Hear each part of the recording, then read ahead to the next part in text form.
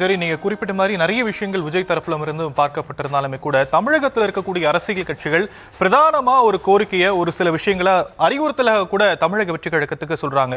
என்ன அப்படின்னா, தவிக தலைவர் விஜய் செல்லக்கூடிய இடங்கள்ல அவரை பார்க்கறதுக்காக மட்டும்தான் அங்க வரக்கூடிய தொண்டர்களும் ரசிகர்களும் இருக்கிறாங்களே தவிர அவர்களை இன்னும் அரசியல் நெறிமுறைப்படுத்தல, அவர்கள் அரசியலாக்கப்படவில்லை, ரசிகர்களாகத்தான் இன்னும் இருக்கிறாங்க அப்படிங்கிற ஒரு பார்வையும் அரசியல் கட்சிகள் வைக்கிறாங்க.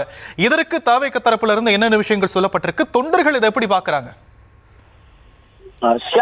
பொதுவாகவே கூடுகிற கூட்டம் வாக்காக மாறாது என்பதுதான் அதாவது தமிழக வெற்றி கழகத்தை தாண்டி அனைத்து கட்சிகளினுடைய விமர்சனமாக இருக்கிறது. கடந்த மாதம் மதுரையில் நடைபெற்ற 2வது மாநில மாநாட்டில் கூட விஜய் மாநாட்டு மேடைக்கு வருவதற்கு தாமதமானது. எனவே காலையிலிருந்து 6 மணியிலிருந்து வெயிலில தண்ணீர் கூட இல்லாமல் பல தொண்டர்கள் காத்து கொண்டு மயக்கம் அடைந்தார்கள். அவர்கள் எல்லாம் விஜய் ராம்பு ஆக்க முடிந்த பிறகு பலர் கலைந்து சென்றார்கள். அதை நாம் செய்தி வாயிலாக நாம் பார்த்திருந்தோம். அந்த வகையில விஜயை பார்ப்பதற்காக பெரும் கூட்டம் கூடுகிறது என்பது ஒரு புறம், அது அங்க நிதர்சனமான உண்மையாகத்தான் இருக்கிறது. விஜய் பேச்சை கேட்காமல் அவரை பார்த்தால் மட்டும் போதும் என்று காலையிலிருந்து மாலை வரை காத்துக் கொண்டிருந்த தொண்டர்கள் அவரை பார்த்து விட்டு அவர்கள் சென்று விட்டார்கள். ஆனால் அவர் என்ன கருத்துக்களை சொல்ல வருகிறார், மக்களிடம் அவர் என்ன உரையாற்றுகிறார் என்ற அவருடைய அரசியல் கருத்துக்களை பொதுமக்கள் பலர் கேட்க தவறிவிட்டார்கள். எனவே இந்த கூட்டம் எல்லாம் வாக்காக மாறாது என்ற விமர்சனத்துக்கு இது ஒரு அச்சாணியாகவும் இருக்கிறது. ஷாம்,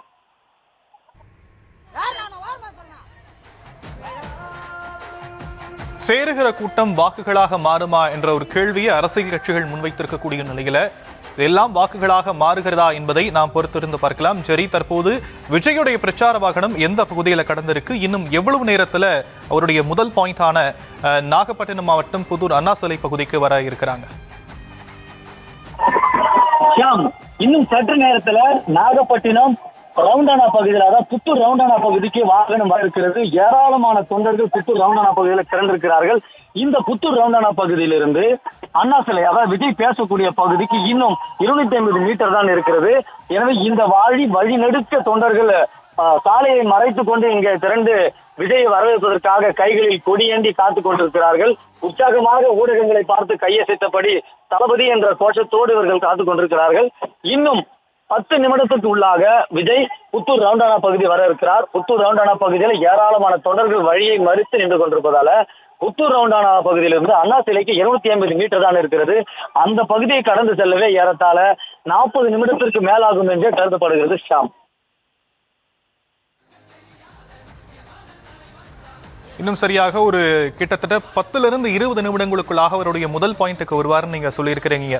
அந்த முதல் பாயிண்ட்ல இருக்கக்கூடிய மக்களும் தொண்டர்களும் என்னென்ன விஷயங்களை சொல்றாங்க, அங்கு அவர்களுக்கான ஏற்பாடுகள்லாம் எந்த அளவுக்கு செய்யப்பட்டிருக்கு, தற்போதைய களம் என்னவாக இருக்கு அங்க? ஜெரி,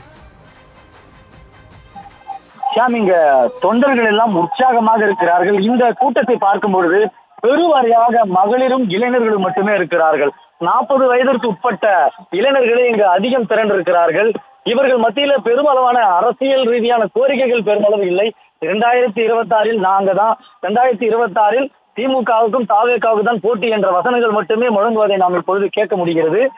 40 வயதுக்கு மேல் இருக்கிறது குறைவாக இருப்பதால் இந்த அரசியல் புரிதல் அந்த அளவுக்கு இருக்குமா என்ற ஒரு கேள்வியும் எழுந்திருக்கிறது. காரணம், இருக்கக்கூடியவர்கள் எந்த கோரிக்கைகளையும் கொண்டு வரவில்லை. மீனவர்களை தாண்டி இந்த பகுதியில் இருக்கக்கூடியவர்கள் பெருவாரியான மக்கள் என்ன கோரிக்கைகளை முன்வைக்கிறார்கள் என்பதை விட விஜயை வரவேற்க வேண்டும், விஜய்க்கு முன்பு பெருந்திரளான கூட்டத்தை காட்ட வேண்டும் என்ற நோக்கத்திலே தான் பெருந்திரளான கூட்டங்கள் இங்கே கூடியிருக்கிறது. முன்பே கூறியது போல 40 வயது இளைஞர்கள் தான் மாநாட்டிலும், முதல் மாநாட்டிலும் இருந்தார்கள், 2ஆம் மாநாட்டிலும் இருந்தார்கள். விஜய்க்கு கூடக்கூடிய கூட்டம் அனைத்துமே இளைஞர் சமுதாய கூட்டமாகத்தான் இருக்கிறது.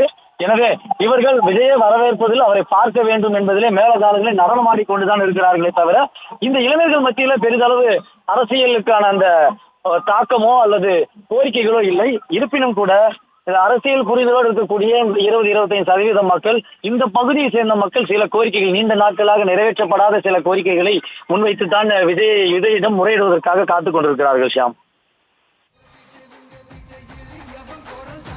சரி, விஜயுடைய பிரச்சார வாகனம் மக்கள் வெள்ளத்துல நீந்தி வரக்கூடிய காட்சிகள் ஒருபுறம் துறையில பார்த்துக்கிட்டு இருக்கோம். விஜய்க்கு ஆண் ரசிகர்கள் எந்த அளவுக்கு இருக்கிறாங்களோ அதற்கு ஈக்குவலா எந்த அளவிலும் சளைக்காத அளவுக்கு பெண் ரசிகர்களும் இருக்கிறாங்க அப்படிங்கிறத நாம புரிந்து கொள்ள முடிகிறது. அந்த வகையில இப்போ அங்க இருக்கக்கூடிய கூட்டத்தில் இருக்கக்கூடிய தாய்மார்களும் பெண்களும் விஜயுடைய வருகைக்கு எப்படி எதிர்பார்த்து காத்திருக்கிறாங்க அப்படிங்கிறது தாண்டி என்ன பேச போறார் அப்படிங்கிற ஒரு கேள்வியும் இருக்கு. அவர்கள் மத்தியில சொல்லக்கூடிய கருத்துக்கள் என்னவாக இருக்கு? பெண்களும் தாய்மார்களும் என்னென்ன விஷயங்களை சொல்றாங்க? சரி, காலையிலிருந்தே இந்த பகுதி, அதாவது நாகப்பட்டினம் புத்தூர் ரவுண்டானா பகுதியில இளைஞர்களும் மகளிரும் சரி சமமாக இங்க விஜயனுடைய வருகைக்காக காத்துக் கொண்டிருக்கிறார்கள். இங்க இருக்கக்கூடிய இளைஞர்களுடைய எண்ண ஓட்டம் என்னவாக இருக்கிறது என்றால், ஒவ்வொரு கூட்டத்திற்கும் தமிழக வெற்றி கழகத்திற்கு ஏராளமான நிபந்தனைகள் விதிக்கப்படுகிறது. கடந்த முறை 23 நிபந்தனைகள், அதாவது திருச்சி கூட்டத்திற்கு, இங்கு தற்போது நாகப்பட்டின சந்திப்புக்கு 20 நிபந்தனைகள் என பல்வேறு நிபந்தனைகள் விதிக்கப்படுகிறது.